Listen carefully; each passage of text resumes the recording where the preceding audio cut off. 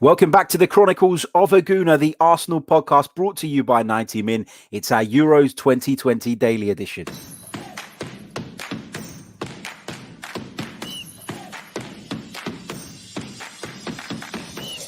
You're listening to the Chronicles of a Gooner, the Arsenal podcast. I'm Martin Tyler, and you're listening to Harry Symeou.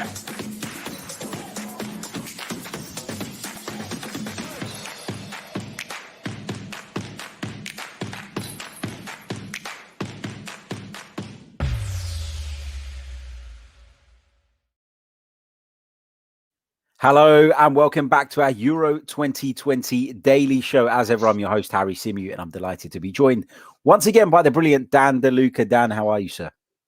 Buonasera. Welcome back. I love this new continental welcome that you give us now that we're covering the Euros. Is it going to stay beyond the Euros, or? I feel as soon as Italy get knocked out, I think it'll be abandoned. Yeah, I think so too. Well, what we're going to be doing on this edition of the show is we're going to be rounding up Thursday's action just briefly, because our main focus is on the big game at Wembley tomorrow night. That's Friday night. England take on Scotland in their group, and it's a massive game for the Scots, massive game for the English as well. But the Scots are the ones in desperate need of points here. And we're going to do a little bit of an analysis leading into that game. We're going to be trying to answer some of the questions that Gareth Southgate will be thinking about over the course of the next or over the past 24 hours. And we would love to hear from you guys in the live chat box as well. If you are watching us live right now, don't forget to hit the like button. It really, really does help. And if you're not already, then make sure you've subscribed to the channel. Let's kick off then with rounding up Thursday's action, and it all began with a game between the Ukraine and North Macedonia. It was a very spirited performance from the Macedonians, but ultimately they just weren't good enough to keep up with Andrei Shevchenko's men. Andrei Yarmolenko scored his second of the tournament to put them in front, as did Yaremchuk to double the Ukraine's lead. Alioski converted a Macedonian penalty. Well, he converted the rebound, having missed the penalty, won by the veteran Goran Pandev, but Macedonia were unable to find an equaliser. And as a result of the Netherlands' win this evening over Austria, North Macedonia are out of the competition. So they are the first official casualty, it seems. Let's move on to the game between Denmark and Belgium. Before I do that, I should probably mention that the Ukraine-Macedonia game was incredibly entertaining, because I don't know about you, Dan, but when I woke up this morning, I looked at the fixtures last night. I looked at it and I went, I'm not sure about that one. I'm not sure if I'll watch that one kind of properly, closely, if it's worth taking a couple of hours out of the day for. But it was very entertaining, and that's been the case throughout this tournament, hasn't it? Some of the games we didn't necessarily expect to deliver have actually come up trumps. Yeah, it's been a really good tournament, and I think we're at that place now where you still have 3 games a day, but everyone's gone back to work.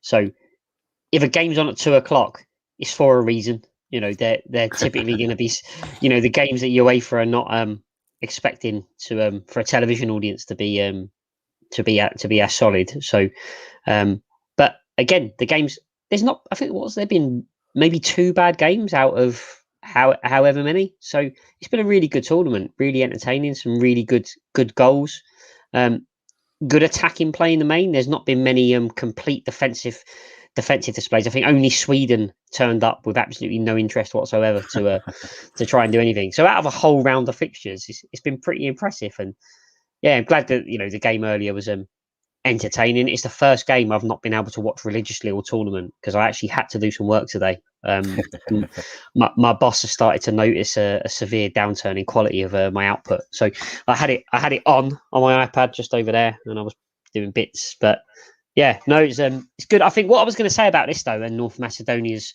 2 performances so far, is this the problem with the Nations League? Because the Nations League is what opens the path to a team of this stature getting in.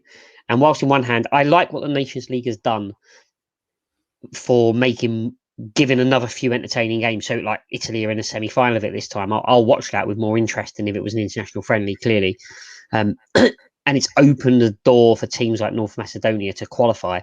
But the reality is, if you're qualifying from Group 4, you are by definition out of your depth. And do we really want a tournament where people aren't too fussed about watching the games? This is meant to be the elite. This is meant to be the elite level. So I just wondered what your views on that was. I would slightly, I actually quite like it. I like the idea of minnows having a route into the tournament, because there are a lot of nations that for me will otherwise never get the opportunity. And North Macedonia might have been one of those sides.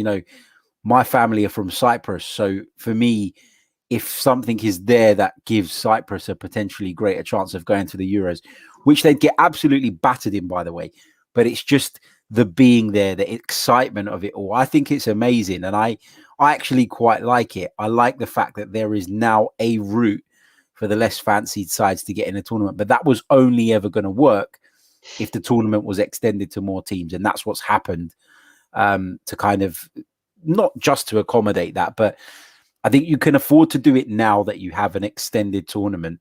I would even possibly consider extending the tournament further into the World Cup numbers. I mean, if you're going to go with 24, why not play with 32? Yeah, I think there's only, I don't know, I want to say 55 or 56. I think there's only 56 European countries who compete in qualifying, or close to that number. I know some of the countries in it are barely in Europe, so you could extend it a little bit further. But I think what you said there does solve a little bit of a dilemma,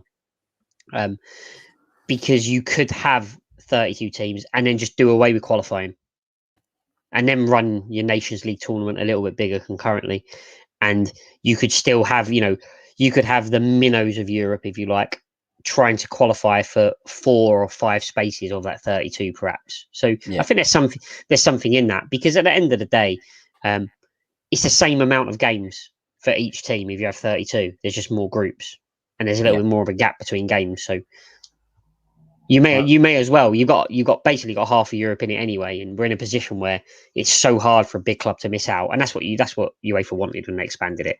They don't want the likes of Holland not qualifying, which has happened. I know it was a World Cup, Italy not qualifying, but Italy not in the Euros would be ridiculous, and they don't want to risk that, as some of the middle nations are improving, like your Croatia's over the years who have emerged and so on.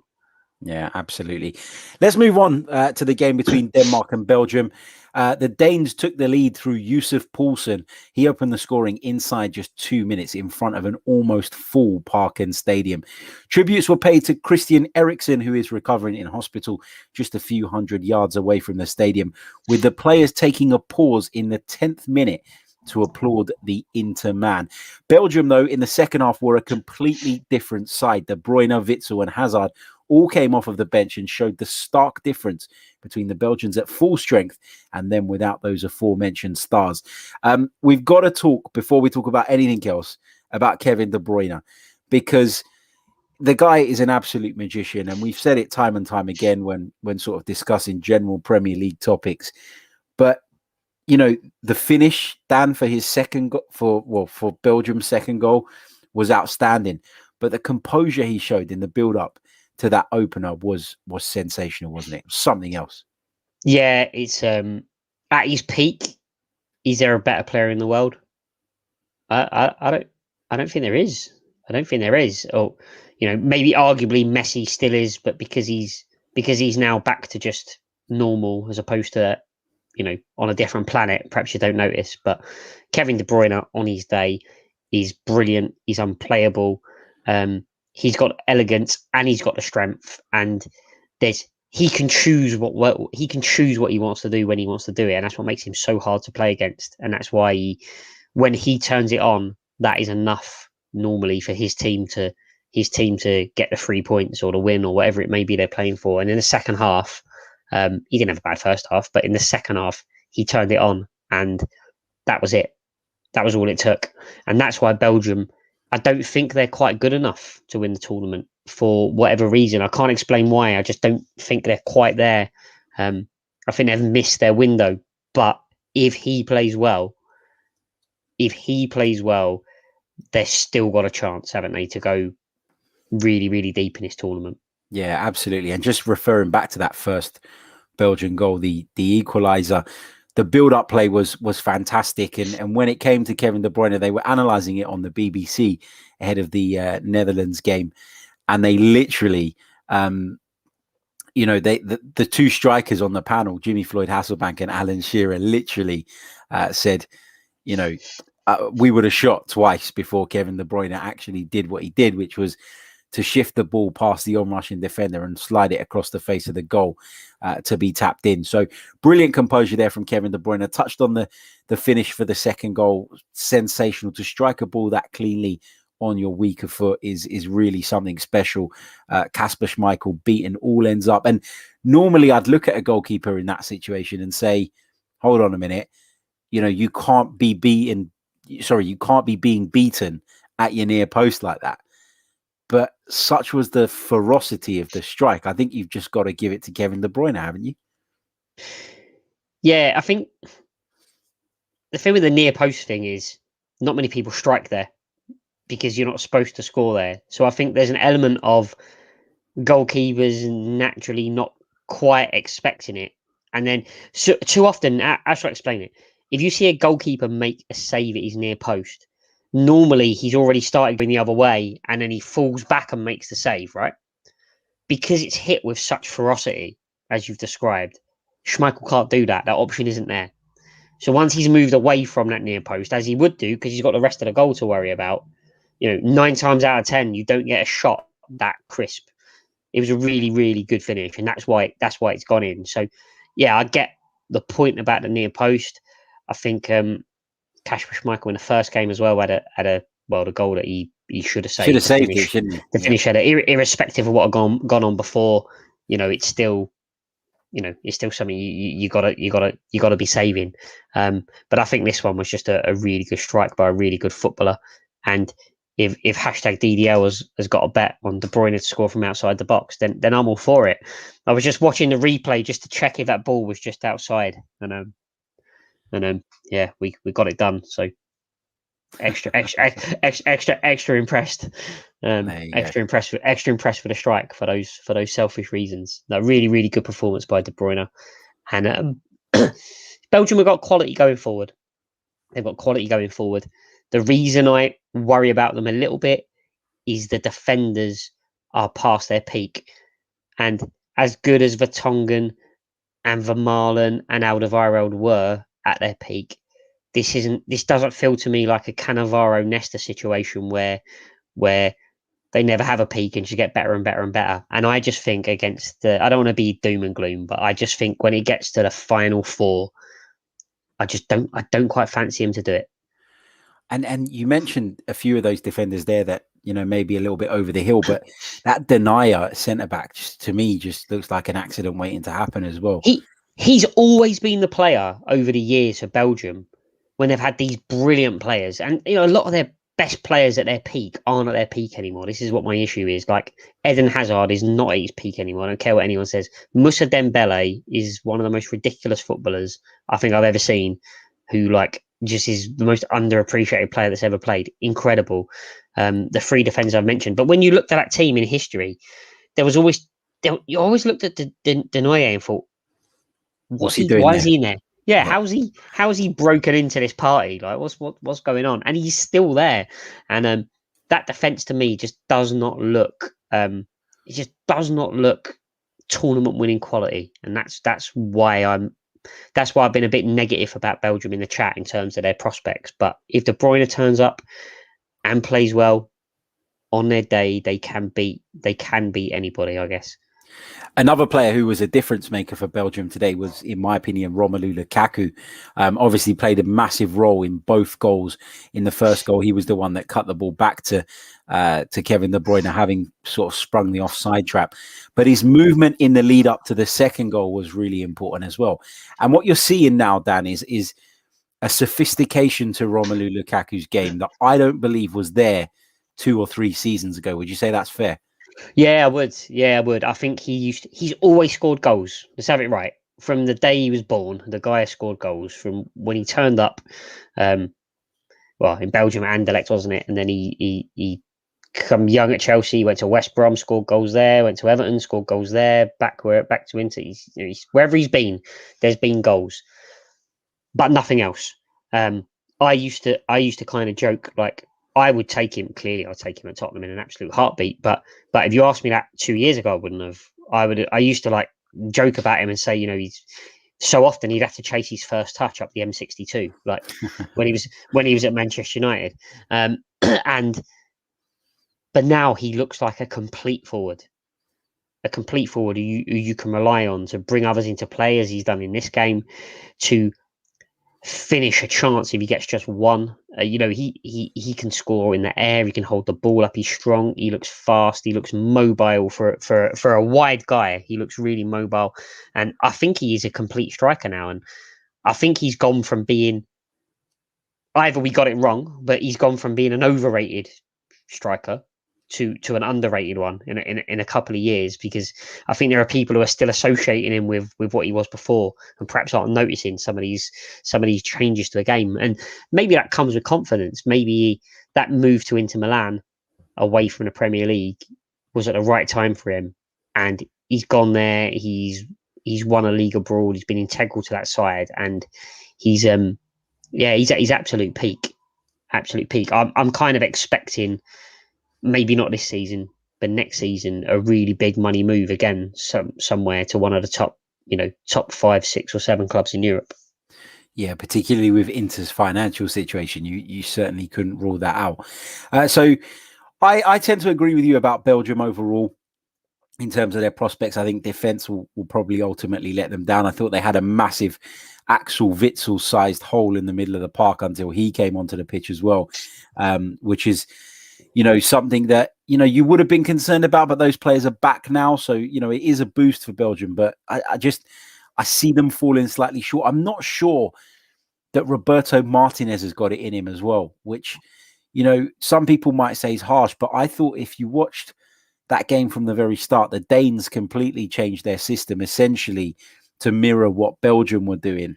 And they actually played it better, because we've talked a lot about Belgium here, but Denmark could be pretty pleased with their performance, although the result wasn't what they had in mind.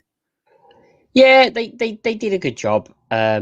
Just on Roberto Martinez, I've got a feeling I'm going to be seeing a lot of Roberto Martinez next year, unfortunately. Oh, no. Well, you know what? Let's just pause and let's just touch on that. What the hell is going on at Spurs? What the hell is going on? I'm just waiting for them to appoint their 5th choice manager and then say, oh, we really wanted him all along.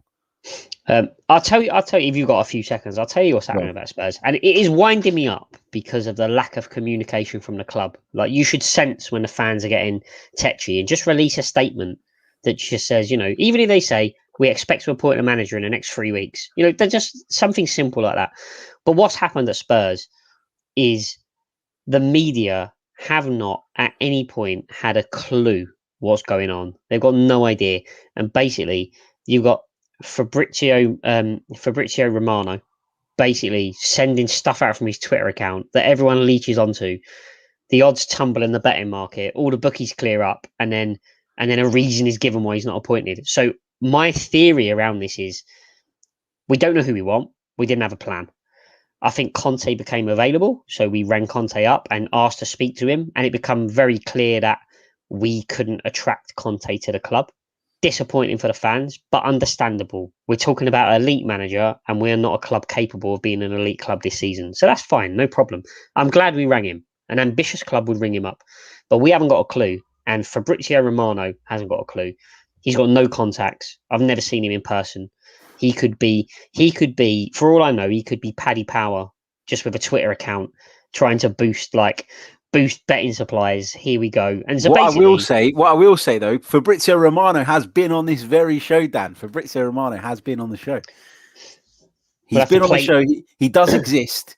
I don't know where he gets his info from though. I'll have to play that episode back. But I think the bottom line is, I think if you look at, everyone is leeching onto the media, it's very easy with a lot of followers to create a rumour that sticks and flies. And I don't think Spurs have a clue. Hence my theory that Roberto Martinez, or even worse, Gareth Southgate, I think our manager is in this tournament And that's why we don't know who it is yet, because it can't be announced, it can't be finalised, it can't be dealt with.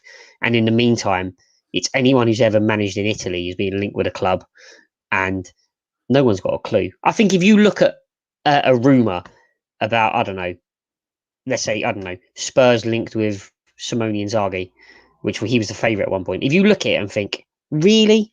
The reason you think really is because it's just not happened. And that's where we are with Tottenham. Mess. Yeah. Absolute mess. Agreed. Sorry. No.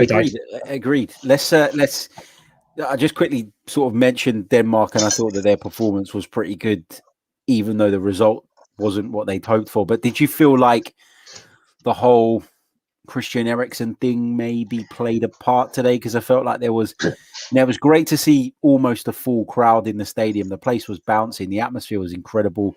That stand behind one of the goals in particular was jam-packed, and the atmosphere looked phenomenal. But do you feel like that kind of, and I don't mean this to come across in a horrible way, and I don't want anybody to take it like that, but do you feel like the whole Christian Eriksen thing and the kind of tributes to him were a bit of a distraction for the Danes today, and maybe their emotions took over and they weren't quite as pragmatic as they could have been? I think, yes, I do to a degree. Look, I don't want to disrespect anyone with my views here, or, people having cardiac arrest is serious shit. It's probably affected a lot of us in some form, and that's it's not a nice thing. I thought the tributes went too far at a professional level. Now, let's get it right. He hasn't died. Okay. Now, if he's died, that's a different level. And then you question whether they should be playing the game at all, or he should be withdrawn from the tournament. He hasn't died. He's had a serious injury, a medical condition, but an injury, and he's had to withdraw from the tournament, and he's probably had to retire. I get the show of solidarity. I get the respect. I get the fans. I get Belgium playing the part. Where I draw the line was stopping the game at 10 minutes. Stopping the game at 10 minutes. This is top level football in a top level tournament. And people say the result doesn't matter. Well, if the result doesn't matter, then withdraw from the tournament. I'm not having the result doesn't matter. You've turned up. So at this point, you're 1-0 up after 2 minutes. And then after 10 minutes, you stop for a pause. And he hasn't died. Let's remember that point. If he had died and they wanted to applaud at that point, then maybe I'd have accepted it a little bit. That was the bit where it went too far for me. The You'll Never Walk Alone, all the clapping, the shirts, brilliant, fantastic, really emotional and touching. But to stop a game of football and break momentum at 10 minutes, I just don't understand that. And I don't think it would have been a problem as such if they had waited until the ball went out and stopped for a brief pause. But what happened was Belgium were in possession, and they were quite far up the pitch as well at that point. And the game was stopped. There were boos, and they were forced essentially to kick the ball out. Do you remember when the Premier League came back after the first lockdown and the first few games, and they introduced this ridiculous drinks break, which they said was because of COVID, but really it was to see how it worked ahead of the Qatar World Cup, because it's going to be about 1100 degrees. That's why they did it. But you see how often those first few games, within minutes of the drinks break, someone's conceded a goal. Or you see it happen a lot in football where an incident happens and then a goal goes in very, very quickly after. Focus has to be maintained at all times. This is top level football, and people might think I'm overreacting here, but I really don't think I am. You've added a break in momentum and an opportunity for something to shift. They shouldn't have done that. I thought that was ridiculous. Did it affect the result? Maybe not. But were their minds on Christian Eriksen? If your mind being on Christian Eriksen is a distraction and affecting your ability to play, then keep it outside of the parameters of the game. Do it before the game. Do it after the game. Do it at half time if you want. But during the game, you've done that to yourself, Denmark. I don't feel as strongly about it as you do. I didn't really take issue with it, but I can see where you're coming from, and I get the point. For me, is it something that should have happened? I don't really have an issue with it happening. The only thing, like I said, if I was a Belgium fan, I might have been a little bit frustrated at the particular timing of it, because, as I say, Belgium were quite far up the pitch at that point. And, the Danes had kind of stopped. There was whistles all around the stadium, and Belgium were almost bullied into putting the ball out of play. at a time when they were in possession. I'm not saying they would have scored from that particular passage of play, but I can understand why somebody would feel that was maybe a little bit too much. So I completely get where you're coming from on that. Also today, the Netherlands defeated Austria by 2-0. I didn't really think that was a particularly entertaining game, Dan. I've got to be honest. I don't know if I'm a little bit, I don't want to say I'm footballed out because I've really enjoyed the tournament so far, but I don't know. I was sitting there and I was kind of like, wasn't dozing off, but my concentration was on and off throughout that one. I didn't find it particularly encapsulating. Yeah, it was. I got bored, to be honest. I got bored, and I was really disappointed with Austria, just in terms of what they offered to the game, and that didn't help. But do you know what I found really odd in the game? And I don't know if this was just me, and a bit like you. It's not being footballed out, but I've seen better games this week, and I know there's better games ahead next week. So this game to me just felt like, I don't know, an extra course of food that I didn't really need, but I'm going to eat it anyway, you know? Yeah. So I watched the game like everyone else. And what I found really weird was the atmosphere in the Amsterdam arena felt really, really subdued. That it wasn't the normal bounce you get from the Orange Army. And I don't think that particularly helped my mood either. Holland scored really, really early, and Austria offered absolutely nothing. And I can't work out if Holland played well or Austria was terrible. And I know that's harsh because if you watch a game like that, if it was your team playing, so yesterday I was on talking about Italy, if Italy put in the Holland performance, I'd have been absolutely delighted with it. I'm watching Holland and I'm wondering whether the opposition were just terrible. But Austria offered nothing. There's some decent players on that pitch. I know he's not old really, Alaba, but he got forward once in the whole game. Sabitzer was playing deeper than I really expected him to. There was no real attacking play. I think it took that to the 88th minute for their first shot on target, which was the feeble header from the substitute. And I just didn't think they offered anything to add to the entertainment of the football match. And that's why I just found it really boring. Agreed. But have we, I was thinking about this during the game as well. Is it because we're seeing a more efficient Dutch side as opposed to the usual flair that we've maybe associated with Dutch sides over the years, that we're looking at this and we're going, this doesn't feel right. It doesn't fit with the narrative. It doesn't fit with the orange kit, the crowd all dressed in orange in the Amsterdam arena. There could be an element of that as well. I don't know. Yeah, maybe. I mean, like in the first game, they won 3-2, didn't they? And that's more. That was more on brand, wasn't it? It was a thriller. There was attacking football from both sides. That was more on brand, I felt. Yeah. I think when people talk about, I don't know, the West Ham way or the Arsenal way or the Tottenham way or the Man United way, you know, sometimes that feels valid and sometimes it feels like an excuse for stuff. But there's always been a Holland way. They have a way of playing. And when I buy a ticket to watch a Holland game, you know, I know roughly what I'm going to get. I didn't get that tonight. I'm not sure why. I'm not sure why that was. Because even their centre halves, they're still ball playing centre halves. Frankie De Jong goes deep, and his first movement is normally to look forward and attack. And they did get their fullbacks up really high. I mean, the goal was scored by the right wing back, wasn't it? From about 5 yards, you know, just tucked in the box. So I think some of those traits were still there. I just think it was a game that Holland knew they had won really, really early, and they were happy with what they had. Yeah, agreed. And while we were watching the game, we were texting one another, and I asked you the question, and I'm going to share the answer with those who are watching or listening, because I'm not sure this is necessarily common knowledge. Maybe it is, and maybe I was just being stupid. But the question kind of came to my mind as to why the Netherlands play in orange, given that their flag is made up of red, white, and blue. And the answer is that the Dutch royal family name is Orange Nassau, and it goes all the way back to their ancestor, who was known as William the Orange, who was around in the 1500s. He's supposed to be the forefather of or the founding father, if you like, of the Netherlands as a nation. And he always used the color orange because it was part of his name, as a color to symbolize national unity and Dutch pride, and it's stuck ever since then. The reason the flag changed to red, from what I read this evening, is because the color orange was more difficult to make back in those days when they were making flags, and the Dutch relied on travel. Yeah. Just mix it with a bit of yellow.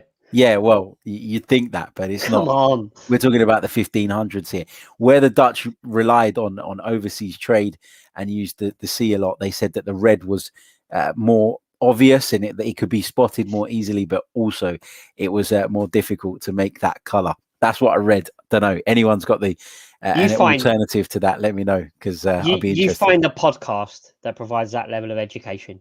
You've never listened to a pod like this, but it got me thinking as well. Something I've never thought about in my life. And obviously, I don't want to take over the pod, but probably one for the listeners for the next few minutes, right? So Italy wear blue, and their flag is green, white, and red. So, and then it got me thinking. Then, well, actually, how many teams are there that wear football shirts that don't match their flag? So, if anyone in the chat has got any international football clubs. So Moldova, they wear literally a yellow top, blue shorts, and red socks, and it matches their flag completely identically. But if anyone's got any football nations who wear a shirt that isn't in their flag, can we have them? And I'm gonna do some research on them next time I'm in the toilet for a long time. Cyprus is another one. Their flag is white with a gold/orange sort of shape of the island, and then a green olive branch at the bottom, yet they play in blue. But that would be due to their Greek links, I'd imagine. But yeah, it's another one whose kit doesn't match what it is their flag shows. But let's move on to preview the big one, because we spent way too long talking about the other games, but it was always going to happen. Whatever. Good conversation as always. But let's look ahead now to the big game at Wembley, which takes place on Friday night. England versus Scotland.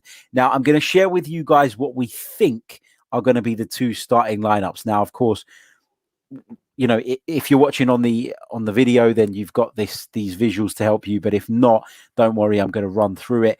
But we've kind of looked at what might happen. You know, we've gone based on the last games, based on the fitness updates at the time of recording. And for England, we've gone with Pickford in goal, back four of Walker, Stones, Mings and Shaw. Now, Harry Maguire is said to be fit enough to be available at some point, but not necessarily to start. That's what Gareth Southgate's update was at the time of recording.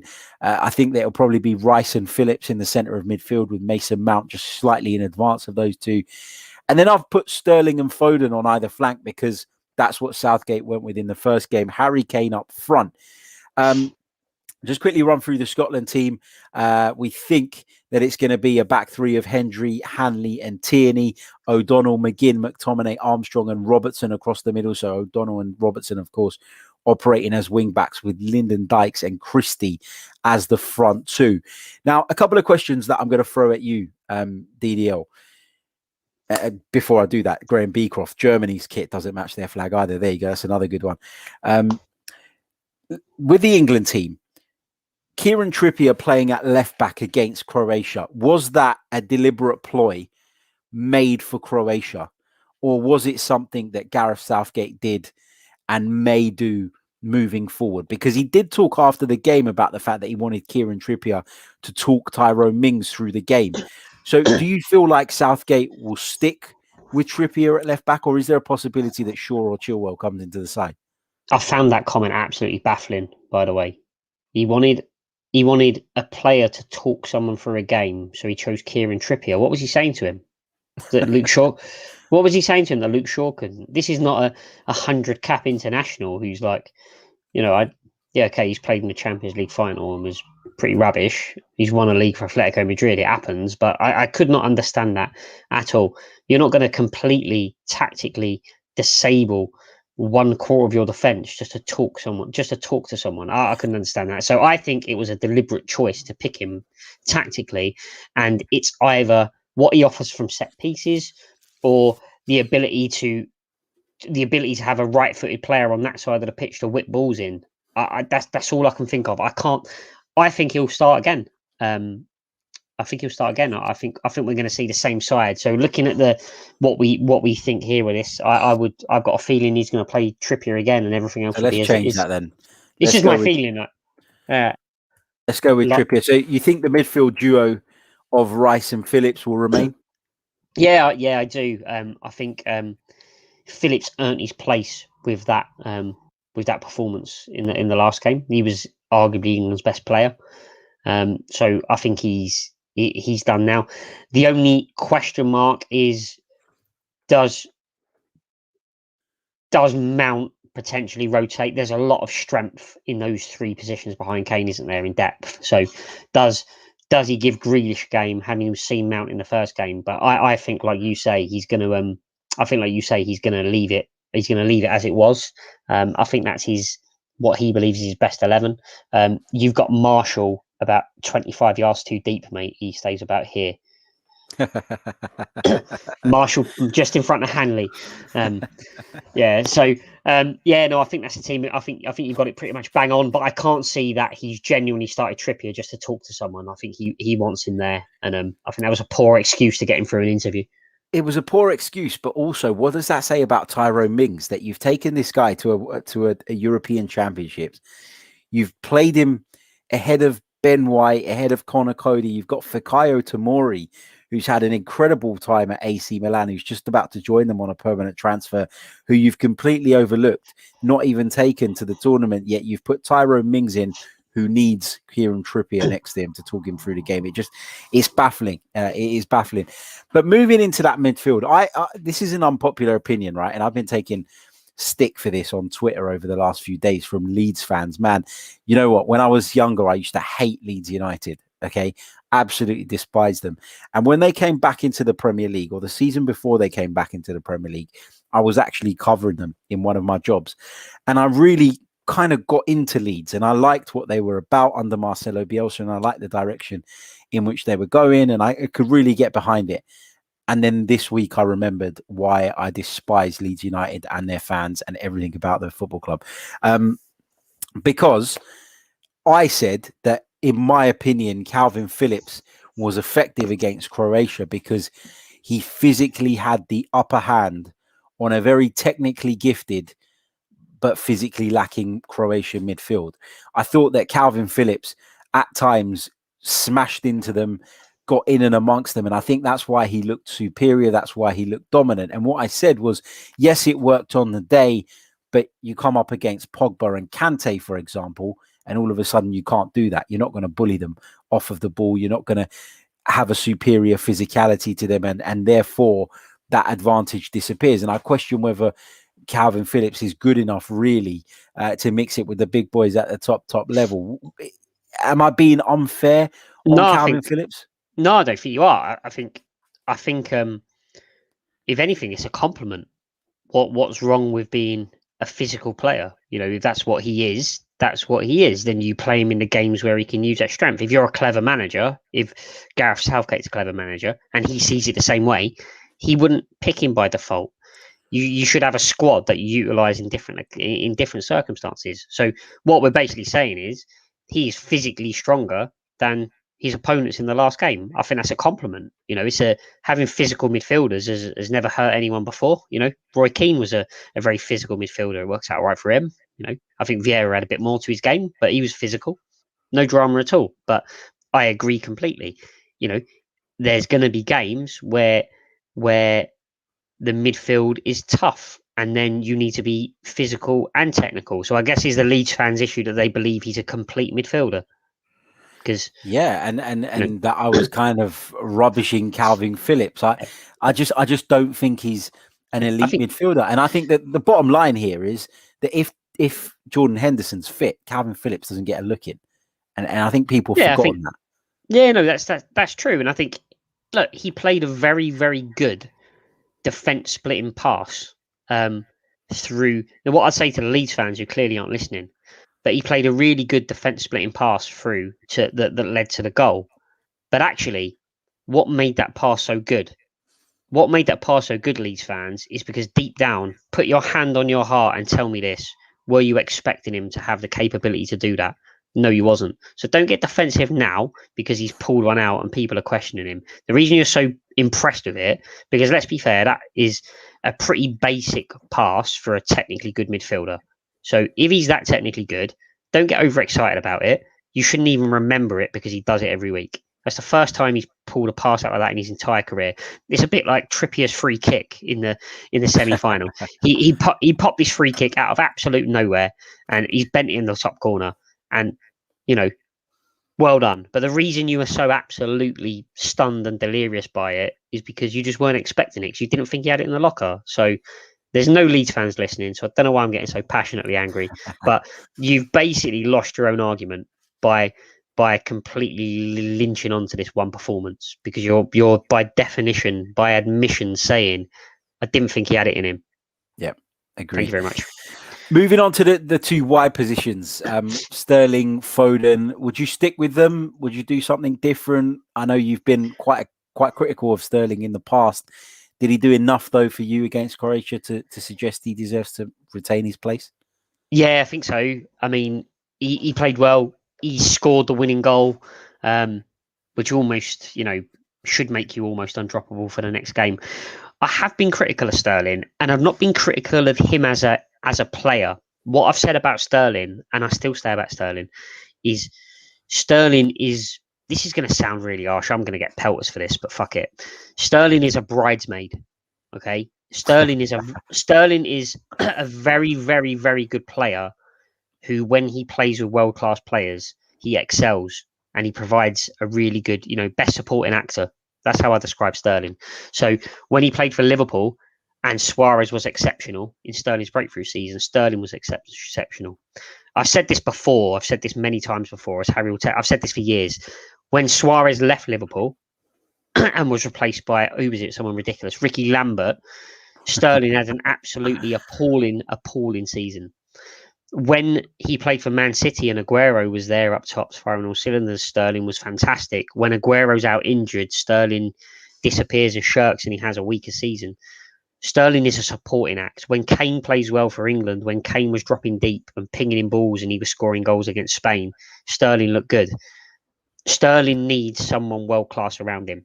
And that's all I say about Sterling. So it's not criticising him, it's me saying what I believe his role is. So if Kane doesn't play, even if Kane plays badly, doesn't matter. Kane occupies players, and that's how Sterling gets space. So that's my view on Sterling. But I think he needs to start. He played well. He's better than the other options. He's far better than Rashford. He's still better than Sancho. He's had a bad season by his standards. It doesn't mean it's a bad season. So I think he definitely starts. I don't think it's unreasonable to not play Foden. But I would still start Foden against this opposition. I don't see why not, but I don't see anything wrong later in the tournament of bringing Foden off the bench. I don't think Foden needs to be an absolute guaranteed starter. He's still an absolute rookie at this level. I know you could say the same about Rice, the same about Phillips at this level, but Foden is still a relative rookie at international football. It is a different game. So I wouldn't be surprised if it's not this game, the next game, we see Foden dropped out to the bench and Rashford and Sancho given a start, and then he's brought in off the bench to try and influence the game from there. You don't have to win the game in the first half. Yeah, no, agreed. Just sort of moving on in terms of looking ahead to this one, I just want to make it clear that I do feel that England should beat Scotland. I do feel that England are far superior. I love Scotland in terms of the heart with which they play. The effort is 10 out of 10. I always say it, but I've been to Hampden Park to watch Scotland, and I instantly kind of fell in love with the whole, the whole atmosphere. It was incredible. And I think that they'll be coming down here, obviously a little bit disappointed that they lost the first game, because had they won it or at least got a point, it would really change their outlook going into this game. And now it's almost where you'd have expected them to come, sit back and try and nick a goal. They almost have to be proactive now. And I don't think that works in their favour. But just looking at the way they're likely to line up, Dan, we know Steve Clarke likes to play this way. It's a 3-5-2. It poses England a different problem to the one they faced against Croatia. And I'm just wondering whether you think that England should consider matching it up, or if they should. I personally think England are good enough and have enough quality to say, you know what, we're just going to play our game and get on with it. Because I think the gap in class between the two sides is that big. But playing this way, playing the Scotland way, does pose significant issues that England didn't have to deal with in the first game. So, for example, two centre forwards to occupy the two centre backs means there's no longer a spare man. There was plenty of spare time on the ball for those centre halves against Croatia, who essentially played without a front man. You look at the wing backs who are going to be bombing on forward, and we know how good Robertson can be, which is ultimately going to ping back Trippier and Walker, who have been massive for England in terms of getting forward. You look at that midfield, and when I talked about the physical superiority that England's midfield had over the Croatians, they're not going to have that against Armstrong, McTominay and McGinn. I feel those three guys, from a physical standpoint, can definitely match them up. And I would argue that maybe actually they're probably more physical. So this system and this approach that Scotland are likely to take, it poses different challenges to England. And so are those challenges significant enough, in your opinion, for Gareth Southgate to say, we need to be different, we need to do something different here? So I think if I'm Gareth Southgate, I wouldn't change my shape at home against Scotland. I would expect Scotland to come at me like lunatics for the first half hour, and I would expect Scotland to fizzle out, and I would trust my defenders to be able to hold Scotland off for half an hour. And if I can't hold Scotland off for half an hour, I would trust my forwards to rectify the situation in the second half. Because if Scotland score, Scotland will stop immediately, and they will have something to cling to. I think if you told Scotland, this is going to sound ridiculous, if you told Scotland now they beat England and still go out the tournament in the group stage, I think they'd still take it. Like that's how much this game will mean to them. So in terms of a shape change, I can't do that at home to Scotland. That's not enough of a reason for me to change a shape that I've been working on for 2 years through qualifying. But personnel changes is something I would certainly consider. So picking on Foden again in this case, and I'm picking on Foden not because he's a bad player, but would I rather, we're talking about, let's be fair, right? Dykes is rubbish.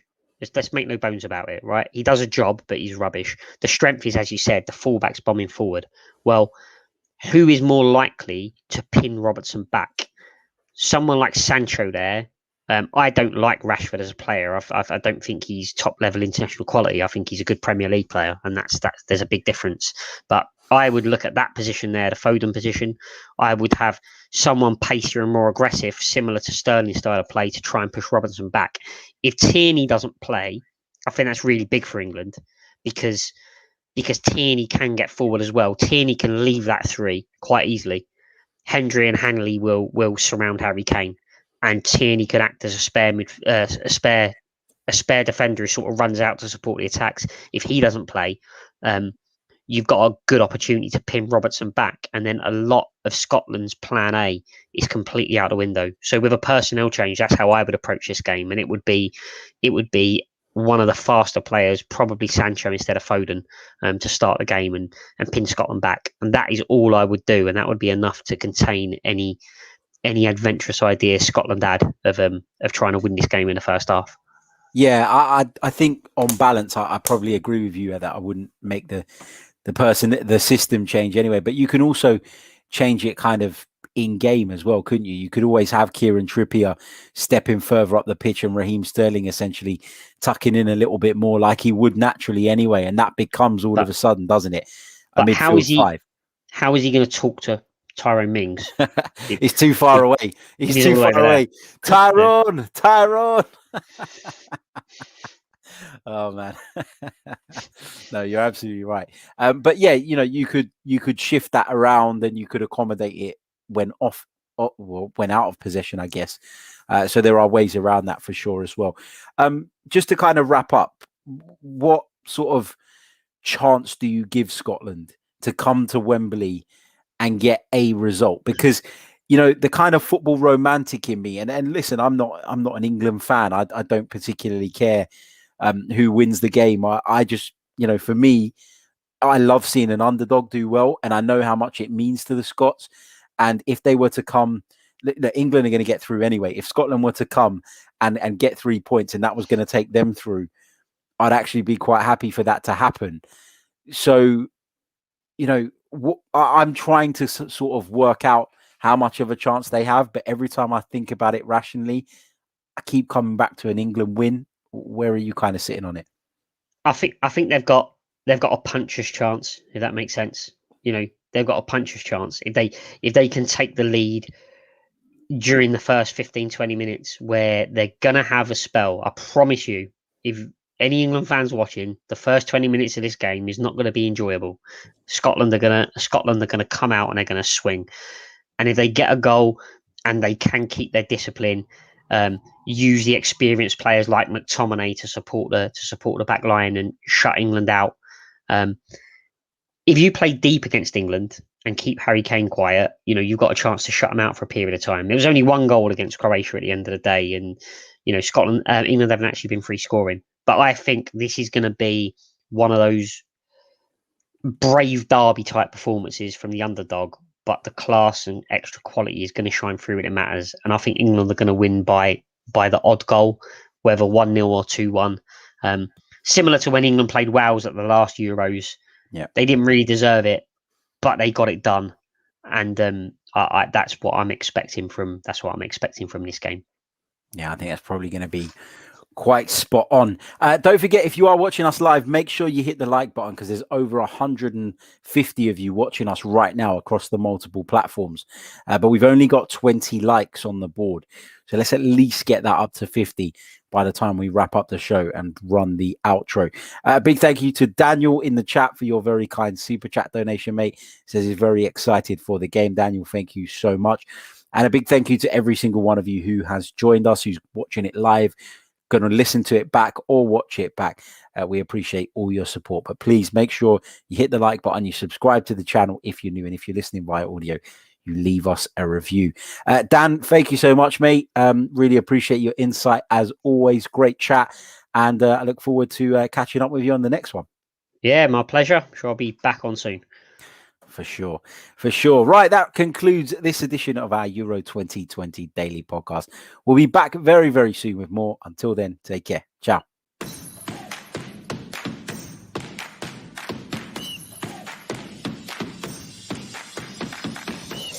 You're listening to the Chronicles of Aguna, the Arsenal podcast. I'm Martin Tyler, and you're listening to Harry Symeou.